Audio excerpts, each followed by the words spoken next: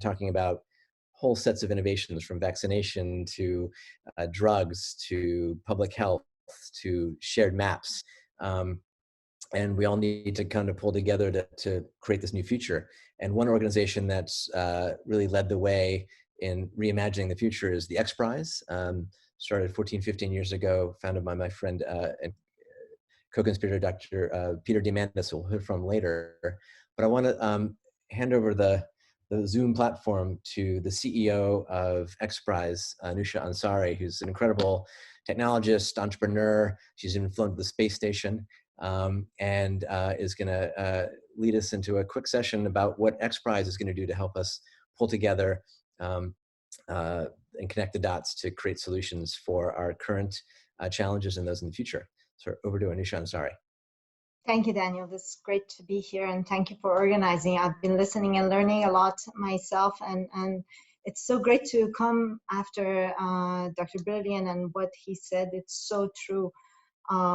We are facing an incredible crisis, something that probably is the greatest challenge of our generation, and it can bring the best out of us. I think the world was we had a world after 9/11, but 9/11 was mostly a tragedy faced by US. But with COVID-19, I think we will have a world 2.0 or 3.0 in this case, but it's a tragedy or it's a crisis faced by the entire world. And I hope that because it's an experience that we have collectively faced, it will bring the world together, and it allows us to work more collaboratively.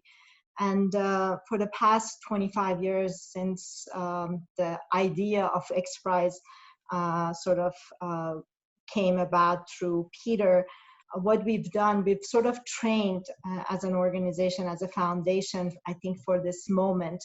We've been able to assemble the most amazing thinkers, entrepreneurs, people who go outside the boundaries of what's possible, and they're not afraid of risk, they're not afraid of trying new things, and they are not afraid of going after hard things. And we have assembled those through our network, and we're asking them to come together, and we're going out with a call to action in collaboration with an amazing partner, Anthem, and creating a platform, a pandemic alliance platform, to bring the world together to address not only the immediate needs of different organizations, different research institutes, but also looking at how can we prevent and detect this type of pandemics and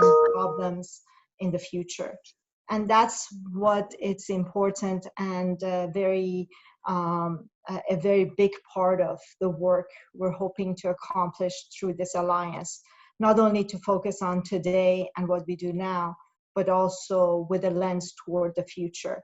As XPRIZE Foundation, those who are familiar with our work, they know that a lot of our competitions are focused on really big, audacious challenges of the future, trying to create the world of abundance for all. And as such, we are not focused on a lot of immediate problems, because we trust the marketplace in working towards those immediate needs. But in this situation, we felt that the resources we have are such great assets that it's a shame not to try to put them to work for the immediate needs, but also to help the lessons learned through this exercise to identify areas that can actually be enhanced, areas that we can focus our attention on to make sure that this type of problems doesn't happen in the future. And the prediction and prevention and creating a better response mechanism is at the core of this alliance.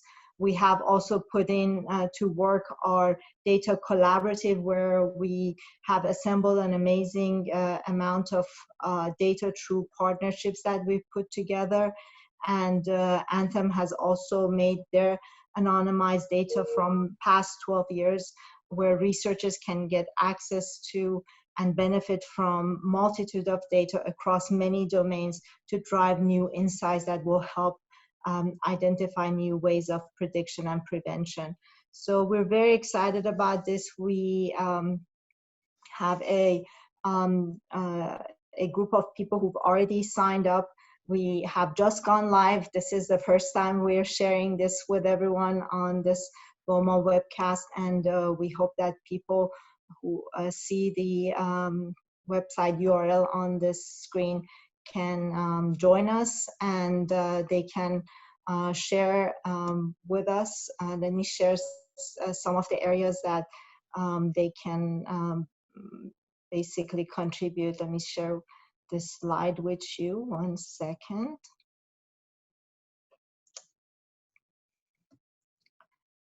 Okay.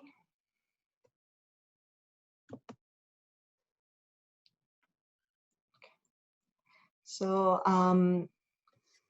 this is what we're asking partners who join us is to share any resources they have that they want to offer to researchers and other partners. If they have specific needs, if there are researchers who are in need of access to labs to test their hypothesis or research, if they need blood samples, if they need just data scientists, if there are those who have data who are willing to share and collaborate with other research scientists, if people have ideas they want to share or they want to just be part of a team to look at other research and add value to it. Any type of resource or any type of skills you have, if you want to be part of a collective to help put an end to this pandemic, we want you to join forces with us. So please come to the website, sign up, and join us. With that, Daniel, if it's okay, I would love to hear a few words from one of our partners, Anthem, as well, and how they're working with us on this. Great. So everyone check out covid19.xprize.org. I think it's going to be an incredible platform to pull people together again. And I'm going to briefly, let's have on Rajiv Bernanke, who heads up innovation and digital for Anthem. Rajiv, can you join us? Yes, thank you, Anousheh, and thank you, Daniel, for having me. Now, as this virus seems to have descended upon us exponentially, one weekend, we organized a virus resistance band, and we're all Star Wars junkies here at Anthem. And literally, just on a Friday evening, we started calling up other parties that could join the fight and put together a private, tech Anthem health coalition that could get after this problem. And as we started doing that, we kind of discovered, much cause for optimism, that there were a lot of efforts that were underway. Everything from testing to ventilator manufacturing to vaccinations to identifying communities at risk. So it was just very informative just to be a part of that dialogue and understand all the work that was already underway. And a lot of it just by being taken on by individuals within companies that didn't really have a corporate mandate to get after it and get things done. It was just people that were passionate about helping and creating something for the public good and banding together to making good things happen.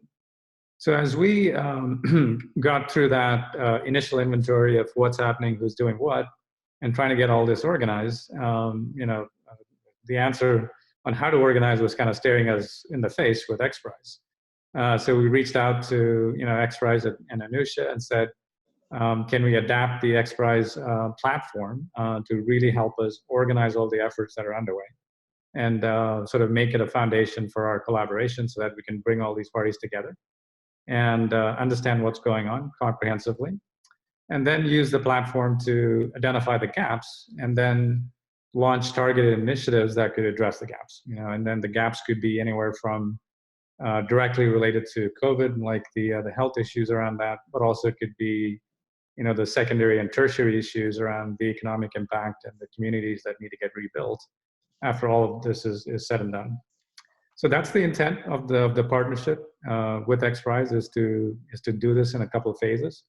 Phase one is to organize and inventory all the efforts. We're going to contribute Anthem's data assets like Anousheh mentioned. That's it's a data set that's de-identified, has over 17 million records. It includes past data on all of the epidemics of the past. So to the extent that that's useful to the community, we're going to make that available. We're also going to make our AI symptom triage capability available to all the consumers that want to use it. And that symptom triage capability has the ability to triage symptoms, including COVID. So it includes all of the latest CDC and NIH guidelines on triaging COVID. But in addition to asking the questions around, do you have shortness of breath, do you have fever, et cetera, it also has the ability to, triage other comorbid conditions. So let's say you have diabetes or asthma, it can get into to those conditions as well and provide more qualified advice on what to do next. And what you could do next is really reach out to one of our doctors and text with them with the full context of the triage that's already completed.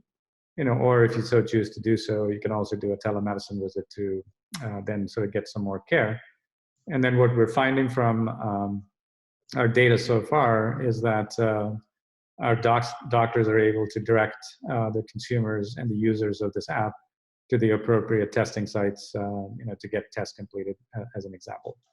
So we're really excited about that asset being available to this community, and looking for ideas on how we can extend it, as well as making it available to developers that could integrate it and extend the reach of it beyond our imagination. So overall, we're really optimistic about the collaboration with XPRIZE and using it as a platform to organize a broad coalition. And then really, beyond solving the current crisis, also use it as a mechanism for springboarding and defining the future of healthcare. Really this crisis has understated for us that, virtual care has to be available more at scale across the country. And the fact that it isn't is more an issue around user adoption, policies, and things that are not technology related. So if we can solve those surround issues, I think we can come out of this not only by having solved this crisis, but also positioning our country for sort of a leap in the way that healthcare itself is practiced and delivered. Great. Thanks, Rajiv. I think one of the interesting things is when you're combining your sort of data and others in the Pandemic Alliance can combine that, we'll have the ability to run prizes and challenges on that and gain new insights, which will then guide what Anthem and others do for prevention, for diagnostics, and for therapy. So I don't know if we have Anousheh back together, all three of us. So I think what's exciting is bringing major groups like Anthem into the mix, this Pandemic Alliance, and the ability now to kind of crowdsource ideas, data, not just ideas, but folks who need resources. It may need 3D printing files. It may be sequences of next generation viruses will actually lead to whole new innovations, which will catalyze solutions for now and the future. Absolutely. I think it's important to mention one of the major areas we would like to solicit input and run a series of data challenges that would help advance some of the active research and work, whether it's toward vaccines or other preventive measures at large scale. So that's at the core of the whole data collaborative effort, and of course the contribution of data and other resources from Anthem and other partners. Intel is also a partner on this collaborative, so it's great to have this type of resources available and share it with the people who are willing to be part of this alliance. And also, as I mentioned at XPRIZE, we also have a view toward the future.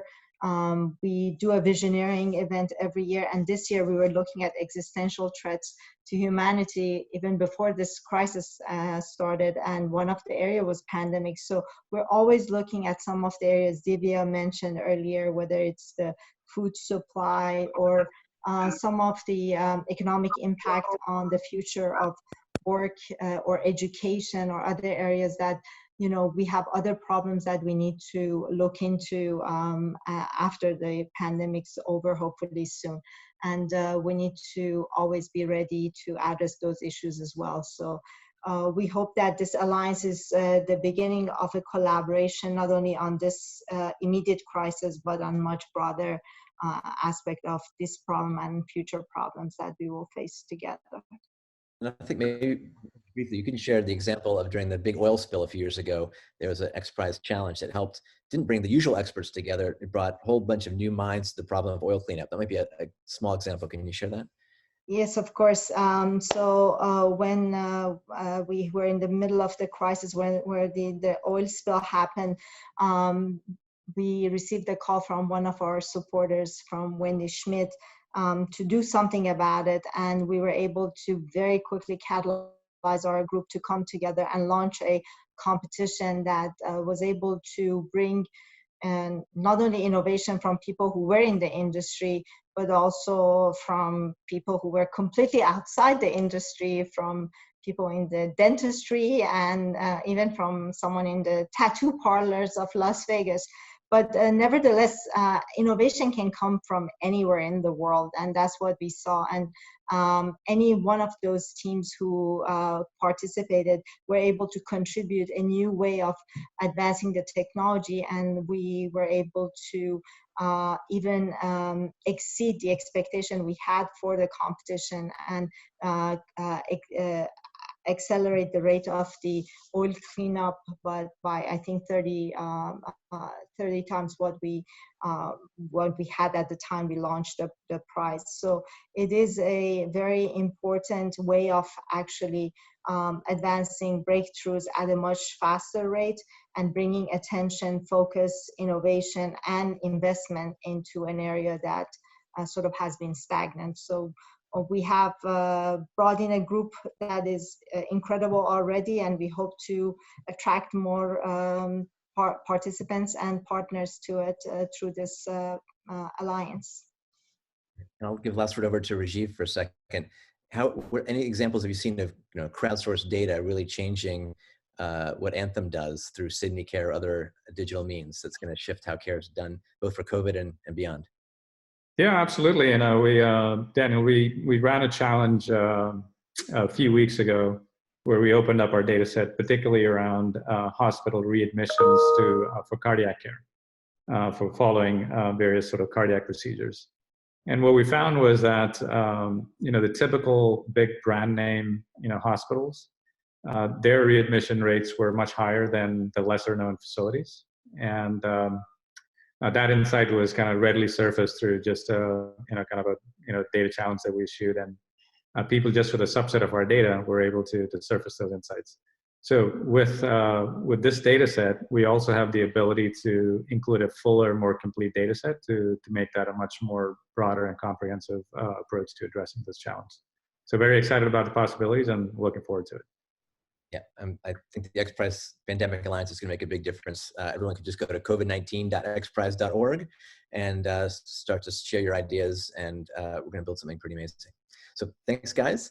We're going to hand it over now as a close to Dr. Peter Diamandis, who founded the XPRIZE and is also the co-founder of Singularity University and Abundance 360, and is going to share some of his perspective on our challenges and the ability to, in an optimistic way, come together and solve where we need to go next. Over to you, Peter. Hey, Daniel. Good evening to everybody. Good evening, good morning, whatever time zone you're in.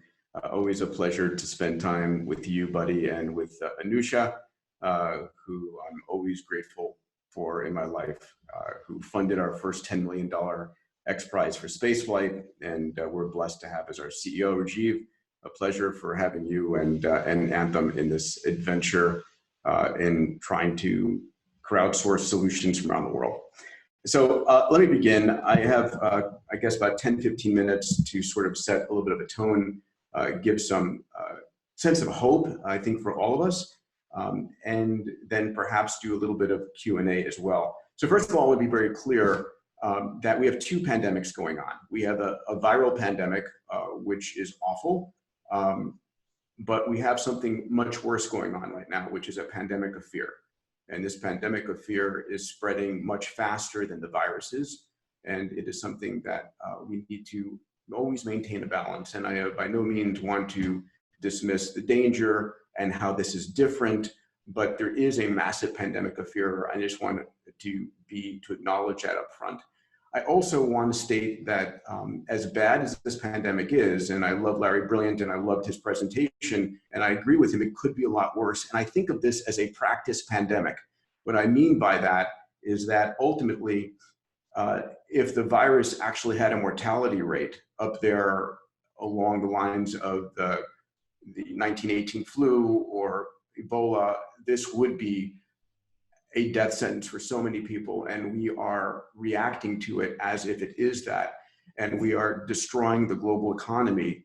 And so one of the things that my heart goes out to, yes, the many people who are dying, but we are having millions, tens of millions of people losing their jobs, their livelihood, and their savings, at the same time that we also have tens of thousands of companies going bankrupt on top of that. So the fallout from this is going to be massive on the economic front. And I just want to be, because we need to be discussing that. We need to be talking about this wave of unemployed and the wave of bankruptcies is going to be coming.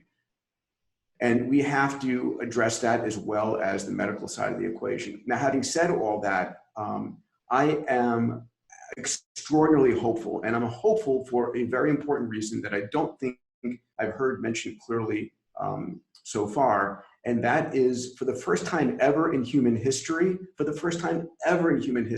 entirety of humanity is facing a singular enemy. We've never had that. I used to think about, the benefits of an asteroid coming barreling towards us or an alien species coming to attack us, and thinking about that would unify the planet. We've never had a unifier like that. And so, this virus doesn't respect borders, doesn't respect, anything at this moment. And so every scientist, every technologist, every physician, every nurse is unified on this battle. And as a result of that, I think we're going to have we're in this deceptive phase of we're seeing all of the negativity, all of the problems, all of the challenges, all of the issues. But what we're not seeing is the exponential growth of all of the experiments going on around the world. So it's not just a single city or a single hospital or a single country that is coming up with combination drug therapies or vaccines or testing capabilities. What we're seeing is probably tens of thousands, if not hundreds of thousands of experiments going on and vaccine efforts around the planet going on. And all of these are going to converge, sort of a tsunami of solutions that I believe are going to pour on top of this pandemic and help solve it. And as I mentioned, and again, I don't want to minimize this, but as a practice pandemic, we're finally awake to the real challenges that, Bill Gates in his 2015 TED Talk warned us all about. So the hope is that while my heart goes out to people who are ill and who have lost family in this pandemic, it could have been a lot worse. And hopefully what this will do is wake us up to never have this happen again, to use the exponential technologies, Daniel, that you're speaking about sensors and networks and AI to be able to identify new virus outbreaks instantly and create antivirals and create vaccines on platforms that allow us to very rapidly respond at the speed of light. So if it's found in a particular town, someplace on the planet, that information is used to create antivirals and vaccines that spread to the planet at the speed of light. These are the sorts of things that we can envision and create in the future. I want to mention that there's an amazing couple of efforts that I wanted to share that I'm involved with. One is out of a company called United Biomedical. They've created a division. This is Lou and Mei, who you know. They're the largest vaccine company on the planet, but for animals, they vaccinate 5 billion pigs. And they were early on in the SARS epidemic creating antibody blood tests. And what this company, United Biomedical, if you want to Google them, and a new spin out called COVAX has created, is they're now in San Miguel County that includes Telluride, and they are going and drawing bloods from 8,000 citizens in San Miguel County, and for free they are testing all 8,000 individuals to be able to clear the community. And that's pretty extraordinary. And so the goal is that this blood antibody test, which has nearly 100% specificity and sensitivity, has your immune system seen the virus and have you developed an immune reaction to it.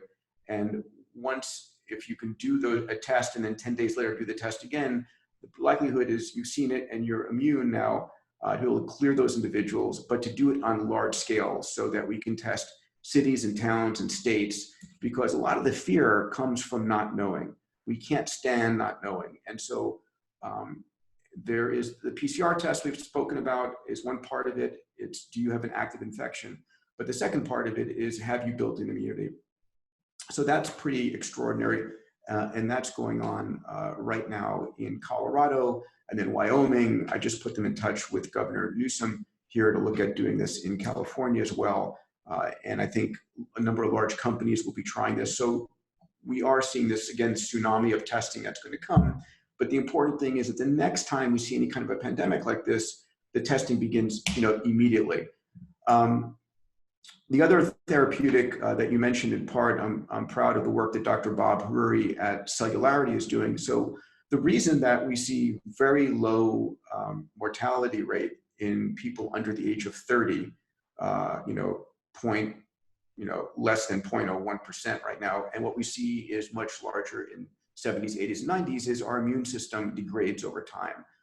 We're not able to maintain a level of immunity to have our natural killer cells and T cells fight those virus-infected cells.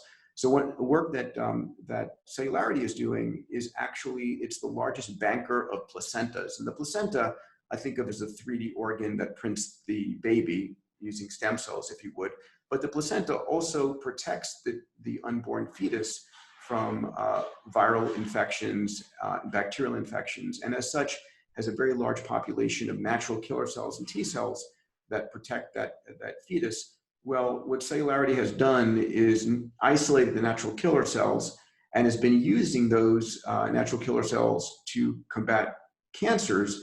But in all of its testing right now, those natural killer cells also identify and defeat any cells infected by coronaviruses. So we're looking at the idea of augmenting your immunity, being able to give a very sick patient an infusion of natural killer cells from a placenta that will allow them to augment their own immunity and battle off and kill those coronavirus infected cells.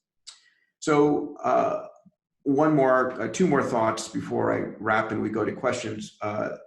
What do you do if you're an entrepreneur, if you're part of the Singularity University community, if you're part of the TEDx community, and you're at home and you have extra time? And so I think of this as a global pause going on right now, right? It's like we hit pause on the economy. A lot of us hit pause on work.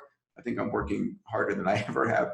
I'm sure you are as well, Daniel. But what do we do? And I think there are 5 things that I've gone out to my Abundance Digital community to talk about, and I want to just share. Number 1 is spending time with family. I think as we are in isolation, in quarantine with family and friends, the ability to actually spend extra quality time, I think is something not to be ignored. I know for me, one of the things I've enjoyed is playing baseball with I have 2 8.5-year-old boys, playing baseball every day. That's been just a joy to do something that I've never had a chance to really do with them before.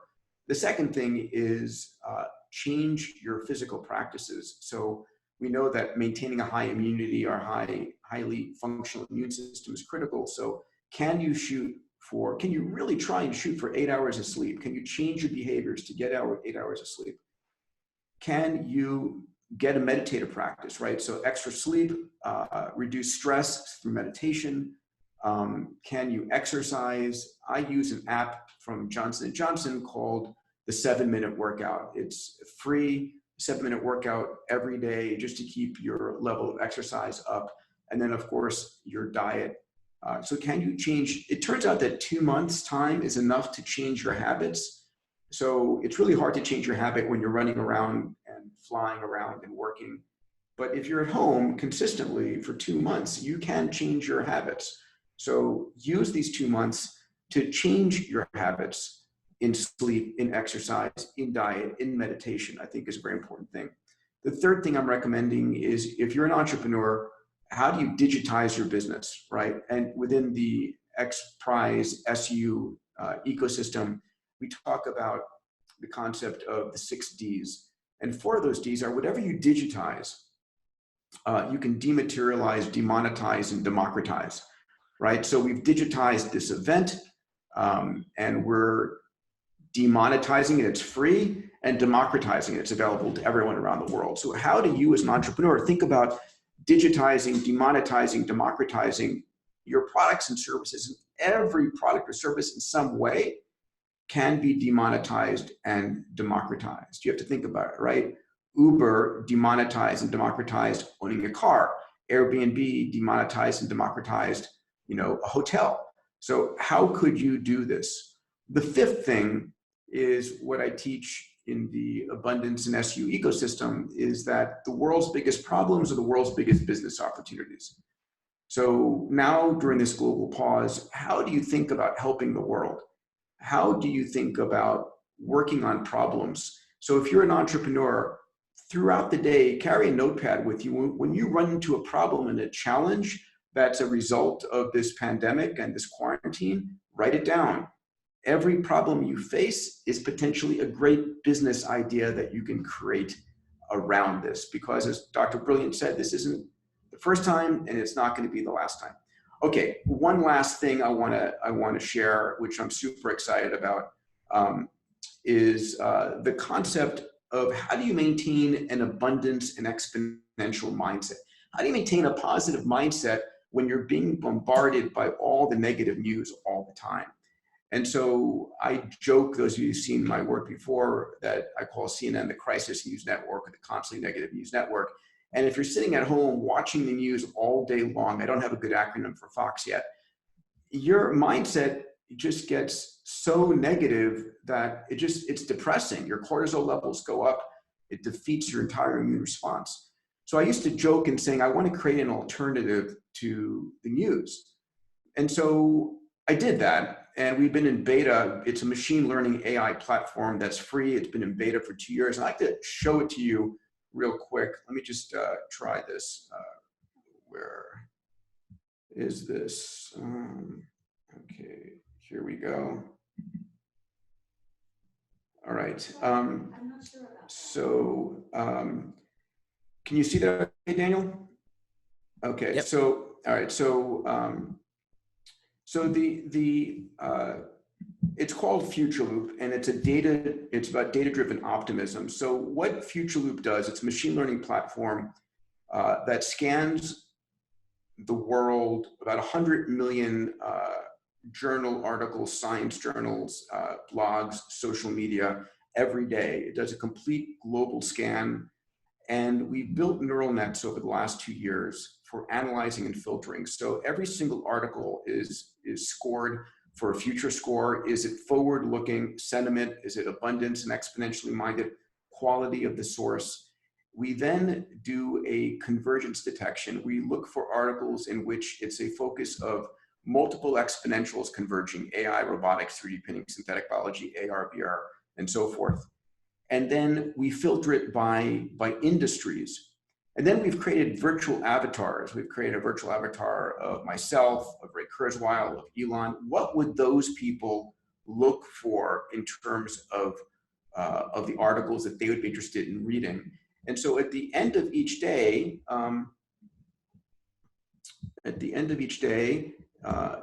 let's see here.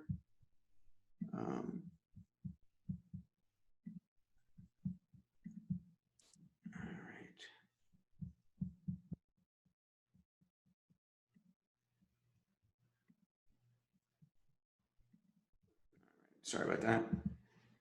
At the end of each day, it basically generates a output, which is a source of articles. You can see on the left there, the virtual, these articles selected by virtual Elon or virtual Diamandis, liked by virtual Kurzweil. And on the right, by the topics you've chosen in retail or software. And then we pivoted, and about 2 weeks ago created a special version of Future Loop in which it scans the world media on how AI, robotics, CRISPR, drones, cell therapy, and other techs are being used to solve this crisis. And here are the categories on the left. So it's looking for where is AI and data, robotics and drones, vaccines and therapies, CRISPR and gene therapy, and so forth, detection, diagnosis. And it generates a feed that basically by category is giving you news articles by each category, and it also generates a summary of each of these articles. And then what's interesting after that is we're using this to create a predictive engine. So here in every one of these feeds, and you get an email at the end of the day with the feed of all of these positive-minded converging technologies. But then we do a sort of a swarm intelligence poll. So for example, this is a poll that says, what is the earliest date that the FDA will approve a first COVID-19 vaccine? And the entire community, we're about 14,000 people on it right now, vote. And then what happens is you find out where you are against the average. And it gives you a chance, it then says the primary reason that people were more pessimistic than you. In this case, it was the FDA bureaucracy will slow deployment. It gives you a chance to update your vote if you want to change your vote. And then it allows you to look at the results of all the community voting by age group, by geography, by gender, by profession, and by your loop, meaning the people that you've invited to participate. And so for me, this is a way of trying to give people a conversation and a voice to predict what's going on, but also to get the positive news that's going on around this pandemic. It's free if people are interested. The URL is just futureloop.com/C19. And our goal is to be able to get some real crowd intelligence and crowd sourcing and crowd predictions at the same time that we change people's mindset around this stuff.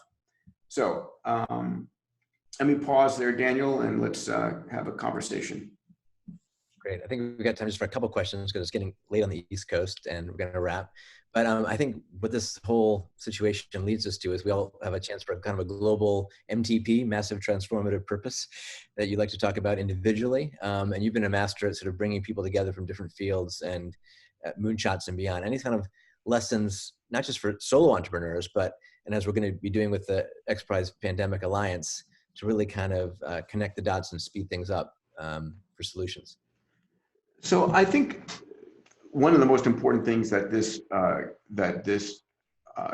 pandemic situation is doing is connecting us to our humanity and our families on one side of the equation, and those of us, you and me and many others who are 24/7 entrepreneurs, is a chance to slow it down a little bit and connect in a way like never before.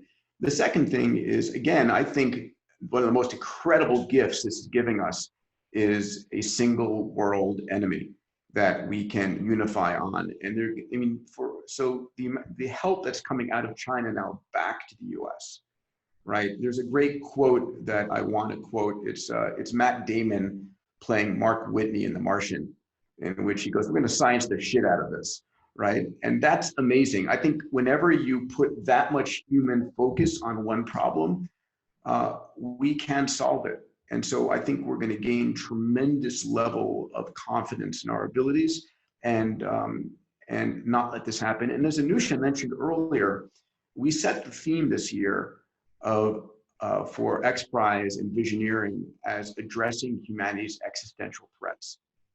Pandemics being one of them. There are other existential threats, right? We are a sitting duck for an asteroid impact.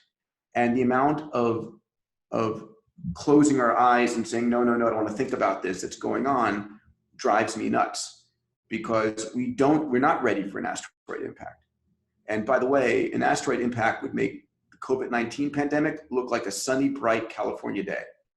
So we do need to, another concept I heard in talking to Dr. David Sinclair, a mutual friend of ours, is, we've got an Air Force, a Navy, an Army, a Space Force. I'll say, unfortunately, we need a bioforce.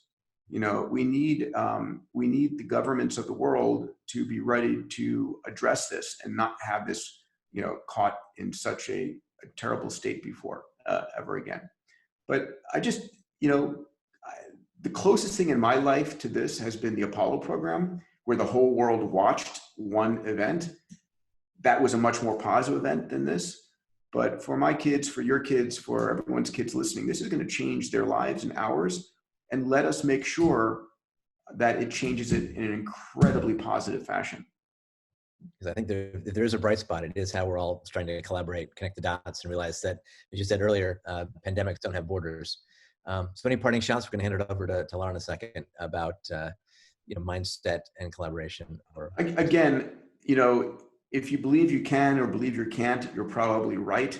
A negative mindset will never give you a positive life. Those are sort of two phrases or euphemisms I think about. There is, if you're watching the positive news coming into this, it's amazing what's going on.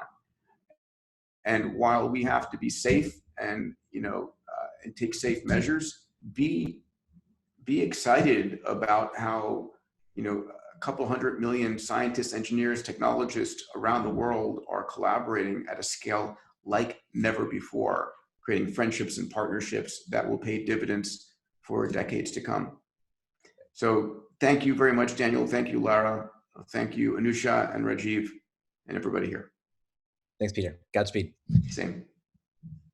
All right. Well, it's my privilege now to hopefully help bring this to a close. It's been an extraordinary 20 plus hours. And now to help us bring it to a close is the co-founder of Boma and I think the chief instigator. We talked about this idea like 3 weeks ago. Should we do a summit around this? And Lara and the amazing Boma team around the world have really come together incredibly to make this happen on shorter.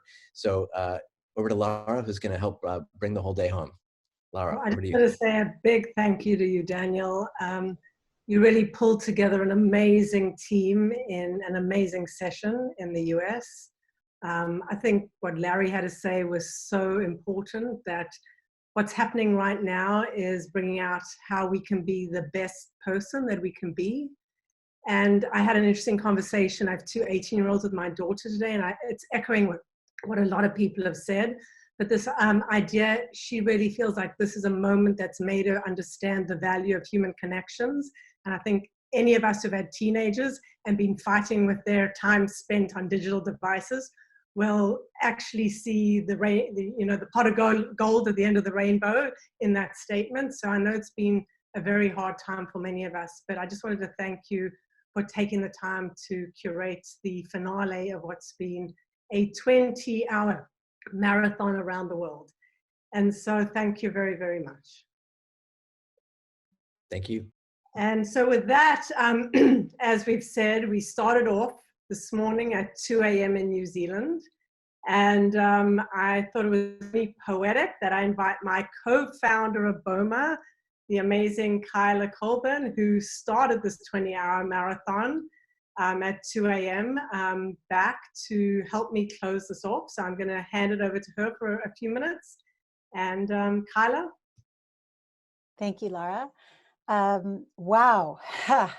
It's been an incredible 21 hours. Daniel, that session was absolutely fantastic. I can't thank you enough. We have gone in so many different directions.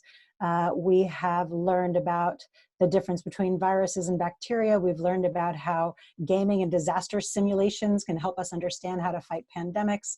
And obviously, most recently, heard from an incredible array of speakers through the session that you just curated, Daniel, from Divya to Larry to Anousheh and Peter and beyond.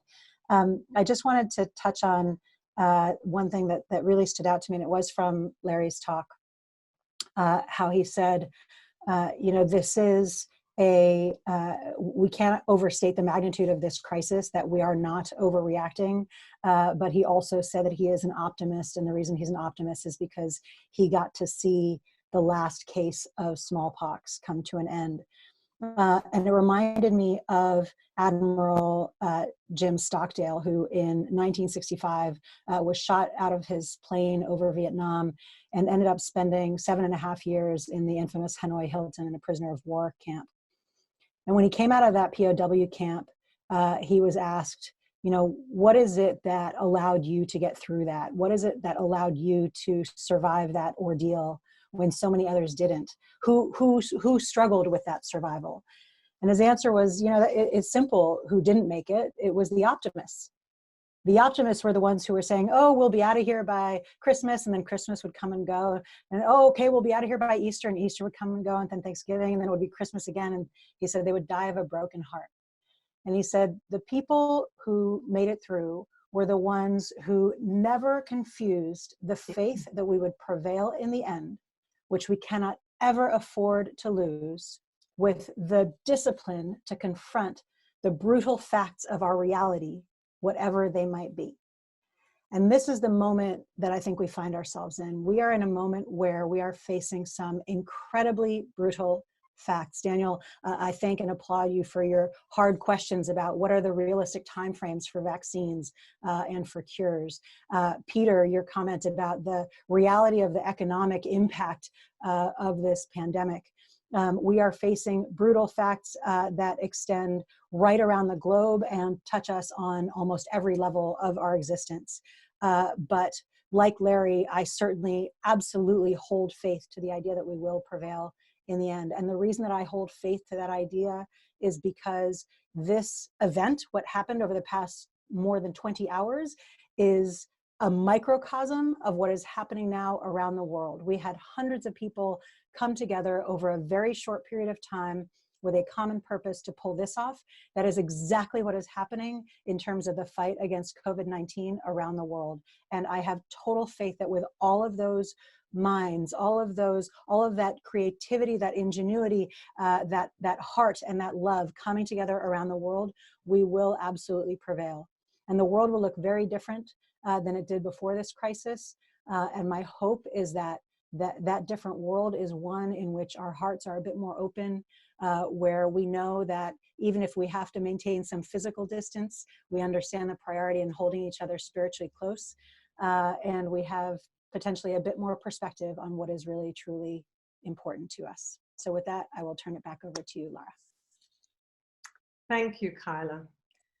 So Boma is a decentralized network of local partners around the world, and it was designed to find a way to solve the hard problems and design new systems to help us build a more intentional, intelligent future. We are in 11 countries, and our primary business is convening and teaching people through education how to design a better world. So when the virus struck, obviously, our primary business model definitely went out the window. And like so many people around the world, we were having a really hard time figuring out what to do and how to move forward in the next, what could be a month, 2 months, 3 months. And to the credit of the whole network, we decided to come together in this moment and host this summit that really looks at deeply local and global challenges around COVID-19. And in a way, the word Boma comes from ancient Africa. I'm South African, and it was a circular enclosure where the tribe would often come together to have hard conversations and take action. And we as a global community right now need these new agile conversation systems to drive an intentional, intelligent future. And so to the credit of our global community, we've come together, my 12 teams across the world, as well as an amazing group of volunteers all over the world, to pull together in 10 days the last 21 hours that you have witnessed. And really, this is just a beginning. The team will want to continue to innovate and think about how we can take this conversation forward. So we are driving collaboration and intelligent action to try find solutions that come from all parts of the world and that are both deeply local and global, and work towards solving this threat that looms in front of us all. And so I do want to take a moment to thank all the amazing people who worked on this. I want to specifically thank Zoom, who came on board very early to support us technically, and Facebook, who both teams have done an amazing job with a lot of technical challenges in finding ways to host a summit over 21 hours and over 12 different countries, host over 60 different speakers with different formats and presentation styles. And so a huge thank you to them for all the technical hurdles they overcame to make this happen and integrate their 2 different platforms. I want to thank our website team, Cheesecake Lab, Big Monocle, who did all the amazing design work you've seen, and the New York City Media Lab, who have also gone above and beyond to help us. We've had a lot of other volunteers helping us, including Saul from the New York Times and ex-HuffPo, and all the amazing people that you see on the slide here. I won't go through and name them all, but I just want to say a huge heartfelt thank you, because without you, we could never have turned this around in the short 10 days we did. And then most importantly, I want to say thank you to all our country teams. Boma Global, as I said, is a decentralized network of local partners that's really working on how do we educate to design systems to build an intentional, intelligent future. And so our teams are in New Zealand, China, Japan, Germany, France, Brazil, Canada, Portugal, Kenya, Poland, and finally, and France. And finally, I want to say a big thank you to Daniel Kraft and his team, who really helped us pull off this finale session. And in closing, I just want to say that we want to focus on really what's next. And to those ends, we're going to be sending out an email in the next few days around both learnings and actions that we can all take to help collaborate on solutions. And finally, we always want your feedback. As I said, this is just a beginning, and we have a lot of work to do, and we want to continue to convene and take action around this problem that we are facing, which is going to take both deeply local and global solutions to fix. And so on that note, I'm going to end this amazing event and see you all online soon. So onward, and thank you all for being part of it.